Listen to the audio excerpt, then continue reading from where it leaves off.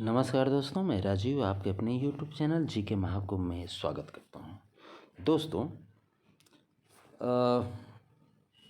Education system में आज second chapter को हम लोग देखेंगे, जिसमें बुद्धिस्ट एजुकेशन के इम्पोर्टेंट्स ऑब्जेक्टिव क्वेश्चनों को देखेंगे जी। इसमें जो है 32 क्वेश्चंस लिए गए हैं। इसके पहले जो है आप लोगों के लिए जो है प्रोवाइड करा दिया गया है 2 चैप्टर को, और अगर उसे नहीं देखा है तो उसे जाके आप लोग देख लीजिए। आई होप कि आपके लिए ये उपयोगी होगा।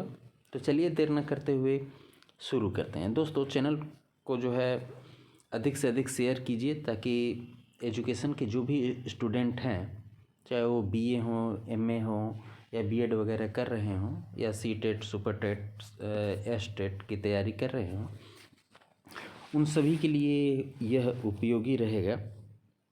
तो चलिए देखते हैं आज के 32 महत्वपूर्ण ऑब्जेक्टिव क्वेश्चनों को। तो पहला क्वेश्चन आपके सामने है, बुद्धकालीन शिक्षा का गौरव किसको कहा जाता है? शिक्षा का गौरव किसको कहा जाता है? ऑप्शन आपके सामने है, नालंदा बिहार, उपयुक्त दोनों ऊपर टाइपिंग हो गया, शायद PDF बनाने में कोई प्रॉब्लम रही होगी। ज्योतन बिहार या विक्रमशिला बिहार,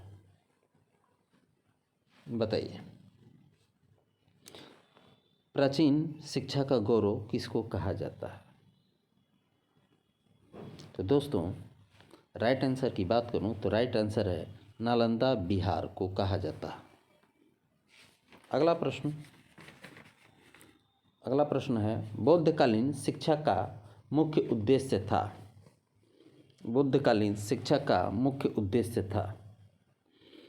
ऑप्शन आपके सामने है, नैतिक चरित्र का निर्माण करना।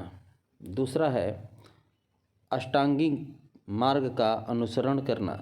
तीसरा, बौद्ध धर्म का प्रचार करना। चौथा, ये सभी, यानी कि बौद्ध शिक्षा का प्रमुख उद्देश्य, मोटिव क्या था? ऑप्शन आपके सामने है, आंसर जल्दी से जल्दी दीजिए। राइट आंसर की बात करूं तो राइट आंसर उपयुक्त सभी जो है नैतिक चरित्र का निर्माण भी करना था, अष्टांगिक मार्ग का अनुसरण भी करना था, और बौद्ध धर्म का प्रचार व प्रसार भी करना था। अगला प्रश्न, शिक्षा प्राप्त करने के लिए बालक को मठों में प्रवेश हेतु कौन सा संस्कार संपन्न किया जाता था? शिक्षा के लिए मठों में प्रवेश करने से पहले कौन सा संस्कार संपन्न किया जाता था? ऑप्शन आपके सामने है, चूड़ाकरण संस्कार, सामनेर संस्कार, प्रवज्या संस्कार या उपनयन संस्कार। ऑप्शन आपके सामने है।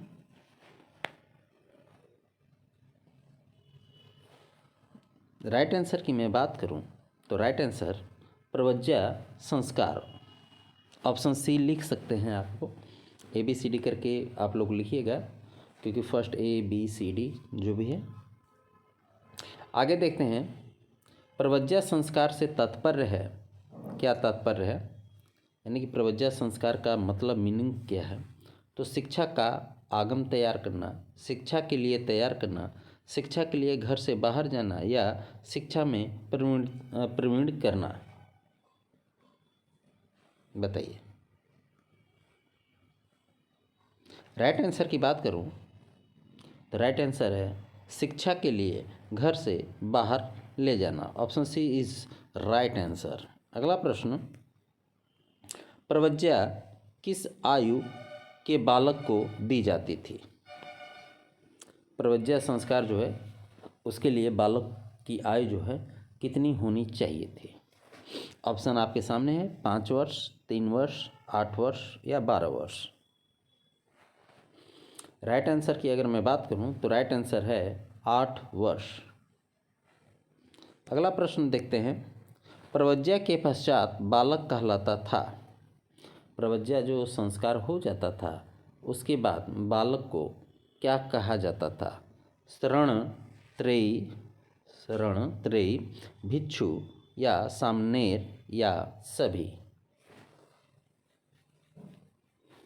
राइट आंसर देने की कोशिश कीजिए। तो राइट आंसर है सामनेर कहा जाता था। Option C is right answer. दोस्तों एक चीज़ और कहना चाहूँगा, इसके बाद तुरंत करंट अफेयर्स 50 प्रश्न रहेंगे, उसको भी देखना नहीं भूलिएगा। और चैनल के प्लेलिस्ट में जाके आप अपने उपयोग से संबंधित जो भी अगर आपको लगता है कि जीके वगैरह पढ़ना चाहिए तो उसे भी आप जाके देख सकते हैं। तो चलिए शुरू करते हैं। अगला प्रश्न, सत्य कथन चुनिए। यानी कि इसमें जो आंसर दिया गया है इसमें से सत्य कथन को चुनना है। तो क्या पहला है, शिक्षा प्राप्त करने के लिए बालकों का मठों में प्रवेश हेतु प्रव्रज्या संस्कार होता था। ये तो सही है। अगला है, बुद्ध काल का यानी बुद्ध पीरियड जो था, प्रव्रज्या संस्कार वैदिक युग के उपनयन संस्कार से मिलता जुलता था। ये भी सही है। प्रव्रज्या या इच्छुक बालक सिर के बाल मुड़वा कर तथा पीले वस्त्र पहनकर भिक्षु के चरणों में माथा टेक कर शरण त्रयी लेता था। सही है। यानी कि इसका राइट आंसर हो गया उपयुक्त सभी आंसर इसके सही हैं। अगला प्रश्न है, सामनेर को कितने आदेशों का पालन करना आवश्यक था। सामनेर को कितने आदेश का पालन करना आवश्यक था। ऑप्शन हैं 10, 14, 12, 16। कितने आदेशों का पालन करना उचित था। Right answer 10। अगला प्रश्न है, बौद्ध शिक्षा मूलतः कैसी शिक्षा थी। बौद्ध शिक्षा मूलतः कैसी थी। निर्वृत्ति प्रधान, आवृत्ति प्रधान, निर्माण प्रधान या उपयुक्त सभी। राइट आंसर निर्वृत्ति प्रधान। अगला प्रश्न देखते हैं, बौद्ध काल में शिक्षण प्रायः होता था। बुद्ध काल में शिक्षण प्रायः होता था। किस तरीके से होता था। लिखित होता था, मौखिक, व्यवहारिक या प्रश्नोत्तर। राइट आंसर की बात करूं तो राइट आंसर जिसने भी दिया है मौखिक, उन सभी का सही है। आपको याद होगा, मैंने पढ़ाया भी है कि मौखिक रूप से उस समय भी वैदिक पीरियड में भी होता था। चलिए अगला प्रश्न, बौद्ध काल में शिक्षा का माध्यम क्या था। संस्कृत, पाली, प्राकृति या पाली प्राकृति। राइट आंसर की बात करूं तो राइट आंसर है प्राकृति या पाली। अगला प्रश्न, सैद्धांतिक विषयों की शिक्षा में प्रायः किन विधियों का प्रयोग किया जाता था। ऑप्शन आपके हैं व्याख्यान, व्याख्या, चर्चा, उपयुक्त सभी। बताइए।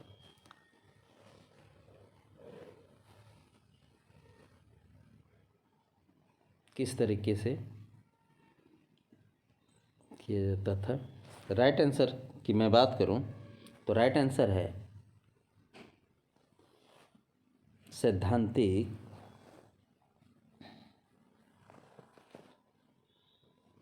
विषयों की शिक्षा में प्रायः किन विधियों का प्रयोग किया जाता था। तो राइट आंसर उपयुक्त सभी विधियों का प्रयोग किया जाता था। व्याख्यान, व्याख्या, चर्चा, इन सभी पे ध्यान दिया जाता था। अगला प्रश्न है, व्यवहारिक विषयों के शिक्षण कार्य के लिए किस विधि का उपयोग किया जाता था। व्यवहारिक पूछ रहा है यहाँ पे, तो प्रयोगात्मक विधि, रचनात्मक विधि, अनुसरणात्मक विधि या प्रक्षण विधि। तो राइट आंसर की बात करूं इसके तो राइट आंसर है प्रयोगात्मक विधि। अगला प्रश्न है, नैतिकता को सुनिश्चित करने के लिए छात्र को किस अनुसरण का पालन करना आवश्यक था? बताइए। नैतिकता को सुनिश्चित करने के लिए छात्र को किन अनुसरण का पालन करना आवश्यक था? ऑप्शन आपके हैं आत्मनिरीक्षण, अगला है स्वदोष अनुभूति, ए और बी दोनों, या नैतिक नियम का अनुपालन। राइट आंसर है इसके ए और बी दोनों, यानी कि आत्मनिरीक्षण और स्वदोष अनुभूति। अगला प्रश्न है, प्रत्येक बौद्ध भिक्षु किस तिथि पर आत्मनिरीक्षण व स्वदोष अनुभूति आधार पर अपने अनैतिक आचरण त्रुटियों को प्रकट करने के लिए स्वयं को प्रस्तुत करता था? ऑप्शन है प्रतिपदा, पूर्णिमा, अमावस्या, प्रतिपदा तथा पूर्णिमा। ABCD आप ऑप्शन दे लीजिएगा। राइट आंसर है प्रतिपदा तथा पूर्णिमा। अगला प्रश्न है, बौद्ध मठ में शिक्षा समाप्त करने पर कौन सा संस्कार संपन्न किया जाता था?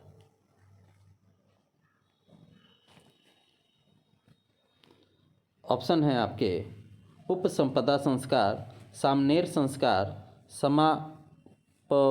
समावर्तन संस्कार, उपनयन संस्कार।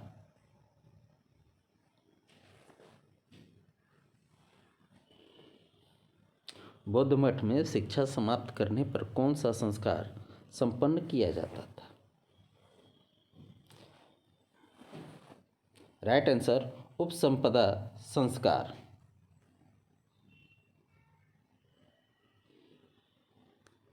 अगला प्रश्न, बौद्ध काल में शिक्षा की व्यवस्था थी, क्या थी? प्राथमिक, माध्यमिक, नैतिक, प्राथमिक शिक्षा या उच्च शिक्षा?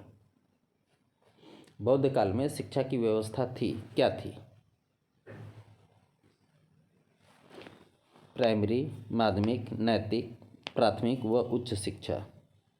राइट आंसर की बात करूं तो राइट आंसर है प्राथमिक शिक्षा व उच्च शिक्षा। अगला प्रश्न है, बौद्ध काल में चिकित्सा शास्त्र की शिक्षा का मुख्य केंद्र कौन सा था?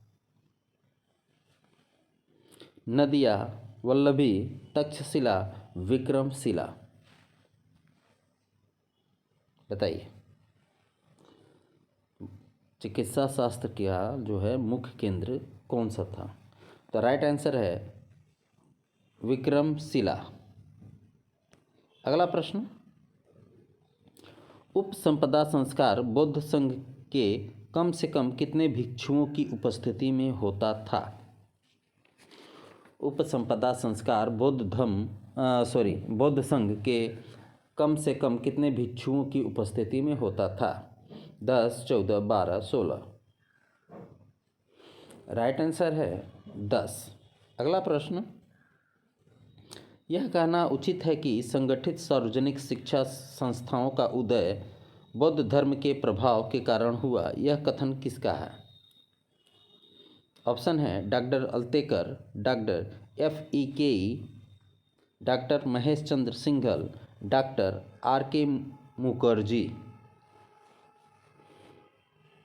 इसके राइट आंसर की मैं बात करूं तो राइट आंसर है doctor Altekar. Option A is right, जिसने भी दिया है उन सभी का सही है। अगला प्रश्न, बौद्ध धर्म ने देश की लोक भाषाओं को प्रोत्साहन प्रदान किया और बौद्ध शिक्षा संस्थाओं में संस्कृत के बजाय लोक भाषाओं ने शिक्षा के माध्यम का स्थान ग्रहण किया, यह कथन है किसका है?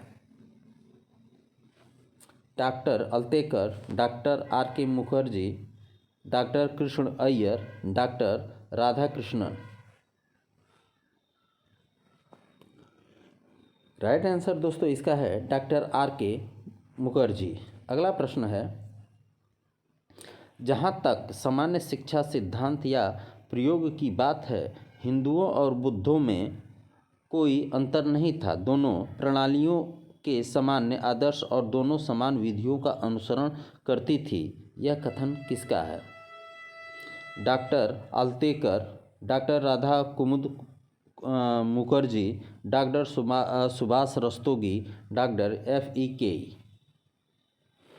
यानी कि किसने किसके शब्द थे? जहाँ तक सामान्य शिक्षा सिद्धांत का प्रयोग की बात है, हिंदुओं और बुद्धों में कोई अंतर नहीं था। दोनों प्रणालियों में सामान्य आदर्श और दोनों समान विधियों का अनुसरण करती थी। यह कथन किसका है? यही क्वेश्चन है। तो राइट आंसर इसका है डॉक्टर AS अल्तेकर। अगला प्रश्न देखते हैं। अगला प्रश्न है, निम्न में से कौन सा कथन असत्य है? ऑप्शन आपके सामने है। वैदिक काल में शिक्षक केवल ब्राह्मण थे, जबकि बौद्ध काल में विभिन्न जातियों के भिक्षु थे। अगला है, वेद काल में शिक्षा का प्रारूप व्यक्तिगत और पारिवारिक था, जबकि बौद्ध काल में शिक्षा का स्वरूप संस्थागत व सामूहिक था। अगला है, बौद्धिक काल में छात्रों का जीवन सादा और तपोमय था, परंतु बौद्ध काल में छात्रों का जीवन सादा पर सुविधापूर्ण था। अगला है, वैदिक एवं बौद्ध शिक्षा प्रणाली में शिक्षा बाह्य नियंत्रण से मुक्त नहीं थी। बताइए इनमें से कौन सा कथन असत्य है? तो दोस्तों ऑप्शन लास्ट का जो है, वैदिक एवं बौद्ध शिक्षा प्रणाली में शिक्षा बाह्य नियंत्रण से मुक्त नहीं थी, यही सही है। अगला प्रश्न है, बौद्धकालीन शिक्षा के कौन से तत्व आधुनिक शिक्षा के लिए ग्रहणीय थे? ऑप्शन है, छात्रों का जीवन, छात्रों का अधिकार, शिक्षण संस्थाओं का जनतंत्रीय संगठन या उपयुक्त सभी। तो इसका राइट आंसर है उपयुक्त सभी।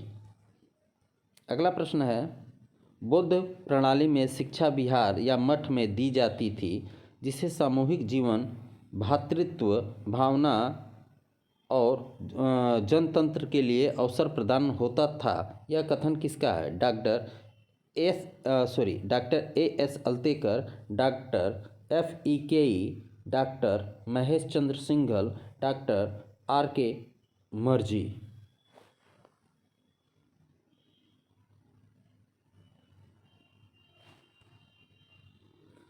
दोस्तों एक चीज़ मैं कहना चाहूँगा, डॉक्टर RK मर्जी नहीं है, मुखर्जी है, मुखर्जी है, ध्यान दीजिएगा ज़रा। अगला प्रश्न है, सत्य कथन को चुनना है, इसमें से कौन सा सत्य है? ऑप्शन आपके सामने है। बौद्ध धर्म का प्रचार भारत में 600 ईसा पूर्व में हो गया था। अगला है, बौद्ध शिक्षा के प्रमुख केंद्र विहार या मठ थे। बौद्ध शिक्षा का इतिहास ही बौद्ध संघ का इतिहास है या उपयुक्त सभी। तो दोस्तों इसका राइट आंसर है उपयुक्त सभी। अगला प्रश्न है, बौद्ध धर्म को भारतीय चिंतन धारा का स्वाभाविक विकास किसने कहा है? Doctor Radhakrishnan, Max Muller, Hopkins या उपयुक्त सभी। तो इसका राइट आंसर है उपयुक्त सभी। अगला प्रश्न है, बौद्ध शिक्षा का उदय व्यक्तित्व के किस पक्ष का विकास करना था? बौद्ध शिक्षा का उद्देश्य व्यक्तित्व के किस पक्ष का विकास करना था? ज्ञानात्मक, भावनात्मक, क्रियात्मक या उपयुक्त सभी। बताइए।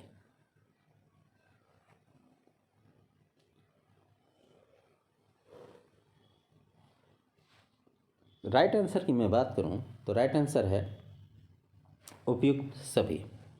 अगला प्रश्न देखिए। अगला प्रश्न है, किस संस्कार के संपन्न हो जाने के उपरांत बौद्ध शिक्षार्थी भिक्षु बन जाता था? भिक्षु जो है बन जाता था। उपनयन संस्कार, उपसंपदा संस्कार, प्रव्रज्या संस्कार, निष्क्रमण संस्कार। बताइए। ऑप्शन आपके सामने हैं। तो राइट आंसर की बात करूं तो राइट आंसर है उपसंपदा संस्कार। अगला प्रश्न है, शिक्षा विधि में निधिध्यासन विधि का प्रयोग किस विषय की शिक्षा के लिए अपनाई जाती थी? पहला है धर्म व अध्यात्म, अगला है व्यापार वाणिज्य, औद्योगिक पाठ्यक्रम, व्यवहारिक ज्ञान। बताइए कौन सा सही है इन चारों में? इन चारों में कौन सा सही है? तो राइट आंसर की अगर मैं बात करूं तो राइट आंसर इसका होगा धर्म एवं अध्यात्म। अगला प्रश्न है, बौद्धकालीन शिक्षा काल में शिक्षा द्वारा अनुशासन तोड़ने, दुराचरण पर बौद्ध संघ के किस सभा द्वारा दंड दिया जाता था? बौद्धकालीन शिक्षा काल में शिक्षा द्वारा अनुसरण तोड़ने, दुराचरण पर बौद्ध संघ के किस सभा द्वारा दंड दिया जाता था? ऑप्शन आपके सामने हैं, सुक्तिधारा, भिक्षु प्रतिमोख या शैक्षणिक समिति। राइट आंसर इसका दीजिए। राइट आंसर है प्रतिमोख। अगला प्रश्न है, बौद्ध धर्म ने भारत के लोगों के लिए सार्वजनिक लोकप्रिय शिक्षा की व्यवस्था की थी जिससे सार्वजनिक था प्राथमिक विद्यालयों का विकास हुआ। यह कथन किसका है? Doctor Radhakrishnan, professor Keith, doctor R K Mukherjee, doctor Devraj. तो दोस्तों इसका राइट आंसर है प्रोफेसर किथ। तो दोस्तों ये इस प्रकार से हमारे जो है 32 प्रश्न कंप्लीट हुए। एक चीज़ और, इसके तुरंत बाद जो है 2 मिनट के अंदर जो है करंट अफेयर्स जो है अपलोड किया जाएगा 50 प्रश्न, उसको भी आप सभी ज़रूर देखें। तो मिलते हैं अगले वीडियो पे। धन्यवाद, ख्याल रखिए, शुभ रात्रि।